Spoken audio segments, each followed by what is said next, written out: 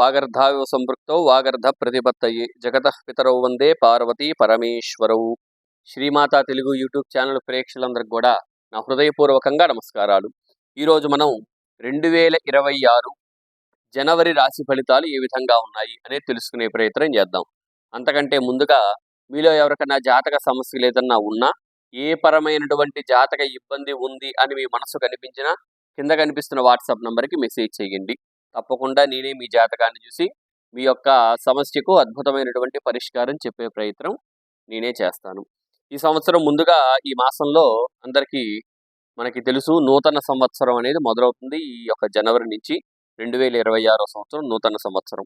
కాబట్టి మొట్టమొదటిగా ఈ సంవత్సరంలో మొట్టమొదటి ఈ యొక్క మాసంలో అంటే ఈ యొక్క నెలలో గ్రహ మార్పులు చూసినట్టయితే సూర్యుడు 14వ తారీఖు మకరానికి, బుధుడు 17వ తారీఖు మకరానికి, శుక్రుడు కూడా 13వ తారీఖు మకరానికి, కుజుడు కూడా 16వ తారీఖు మకరానికి సంచారం చేస్తున్నారు. ఇక్కడ ధనుస్సు నుంచి మకరానికి ఈ ఒక్క నెలలో 4 గ్రహాలు కూడా సంచారం జరుగుతుంది. అట్లానే చంద్రుడు కూడా సంచారం జరిగినప్పుడు చూడండి, విచిత్రం ఏంటంటే ఈ సంవత్సరం 26వ సంవత్సరం మొదటి మాసంలోనే పంచగ్రహ కూటమి ఇక్కడ సంభవిస్తుంది. దేనిలో? మకర రాశిలో. మరి ఈ యొక్క మకర రాశిలో ఈ పంచగ్రహ కూటమి అనేది ప్రభావం ఎలా ఉంటుంది అనేది మనం తర్వాత వీడియో చేసుకొని చెప్పుకుందాం. ముఖ్యంగా అయితే ఈ మాసంలో రాశి ఫలితాలు ఎలా ఉన్నాయి అనేది మనం తెలుసుకునే ప్రయత్నం చేద్దాం. రాశి ఫలితాల్లోకి వెళ్లే ముందు మన ఛానల్ని సబ్స్క్రైబ్ చేసుకోండి. ఈ వీడియోకి ఒక లైక్ చేయండి. మీ బంధుమిత్రులందరూ కూడా ఈ వీడియోని షేర్ చేయవలసిందిగా కోరుతున్నాం. ఇక మనం రాశి ఫలితాల్లోకి వెళ్ళిపోదాం. ఇప్పుడు కన్యా రాశి వారికి ఏ విధంగా ఉందో చూద్దాం. కన్యా రాశి వారికి చూసినట్టయితే వీరికి పంచమంలో 4 గ్రహాల సంచారం జరుగుతుంది. సూర్యుడు, కుజుడు, శుక్రుడు, బుధుడు. ఇక్కడ అన్ని గ్రహాలు అనుకూలిస్తున్నాయి చక్కగా. కుజుడికి ఆ పంచమం మకరం అయింది, అది ఉచ్చయింది కుజుడికి.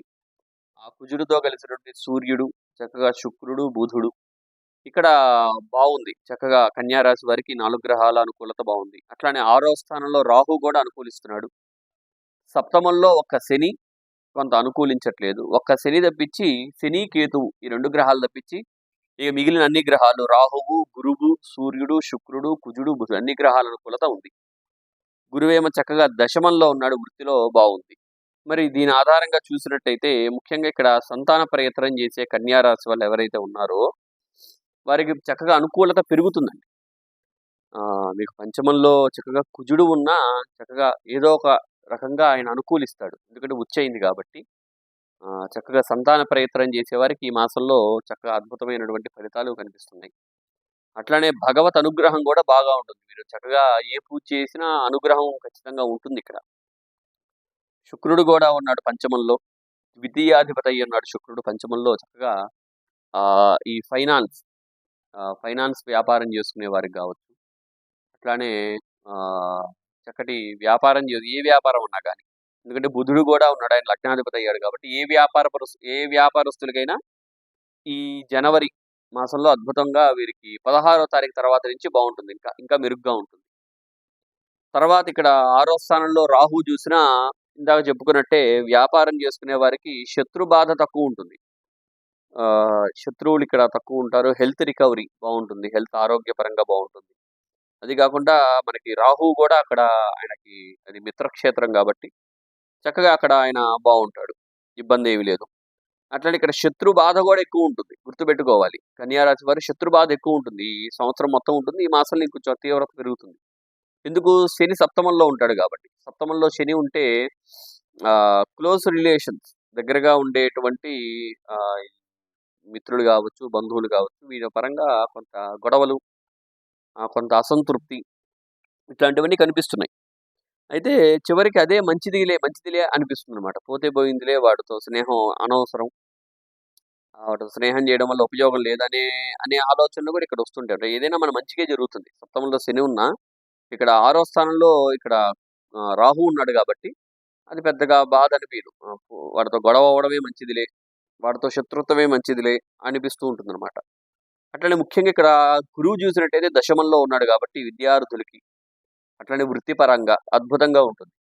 ముఖ్యంగా ఇక్కడ ఆడవాళ్ళకు చూసినా సరే ఆడవారికి కూడా చక్కగా బాగుంటుంది. ఈ మాసం అంతా కూడా ఈ జనవరి మాసంలో చక్కటి అద్భుత ఫలితాలు లభిస్తాయి వీరికి. చక్కగా మీ హస్బెండ్‌తో ఏదన్నా గొడవలుంటే, ఆ గొడవల నుంచి కొంత రికవరీ కనిపిస్తుంది ఇక్కడ ఈ మాసంలో.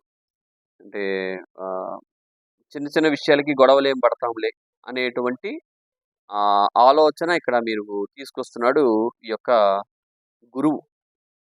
అట్లనే ఇక ఆరోగ్యపరంగా చూసినట్టయితే వీరికి అష్టమాధిపతి కుజుడు గూడా వీరికి పంచమంలో ఉంటున్నాడు కాబట్టి హెల్త్ రికవరీ గూడా ఇక్కడ బాగా ఉంది.